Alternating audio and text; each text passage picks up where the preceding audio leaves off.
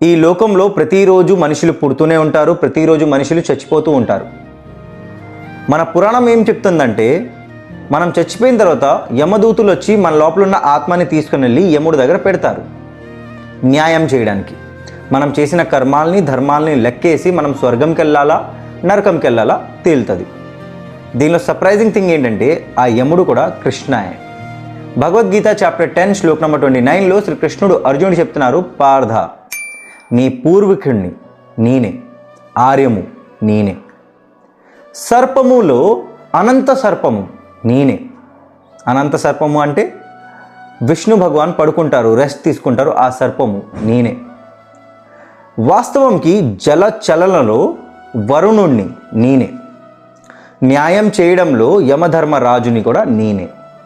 అసలు ఈ శ్లోకం కృష్ణుడు అర్జునుడికి ఎందుకు చెప్తున్నారు? ఇక్కడ కృష్ణుడు అర్జునుడికి ఏం చెప్పాలనుకుంటున్నారంటే, పార్థ నువ్వు నీ కర్మంని పాటించు, ఈ యుద్ధం నువ్వు పోరాడాలి, నీ వల్ల కొంతమంది చనిపోతారు, వాళ్ళు చనిపోయినా తిరిగి నా దగ్గరికి రావాలి, వాళ్ళ తరాలు ఉంటారు కదా వాళ్ళని నేనే నేర్పిస్తాను, ఎందుకంటే వాళ్ళ పూర్వీకులను కూడా నేనే. సో ఈ శ్లోకంలో మనమేం నేర్చుకోవాలంటే, అడుగు అడుగులో కృష్ణుడు ఉన్నాడు. మీరు పుట్టే ముందు మీ పూర్వీకుల్లాగా కృష్ణుడే ఉన్నాడు. మీరు చనిపోయిన తర్వాత మీ ఆత్మ ఎప్పుడైతే యమధర్మరాజు దగ్గరికి వెళ్తాదో అది కూడా కృష్ణుడే.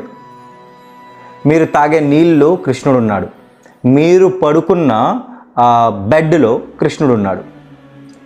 వాస్తవంకి నిజం ఏంటంటే, మన పని మన కర్మం చేయడం మాత్రమే, ధర్మంని పాటించడం మాత్రమే. అదే మళ్ళీ మళ్ళీ చెప్పడానికి శ్లోకంలో కృష్ణుడు వాళ్ళ గురించి వాళ్ళు చెప్పుకుంటున్నారు.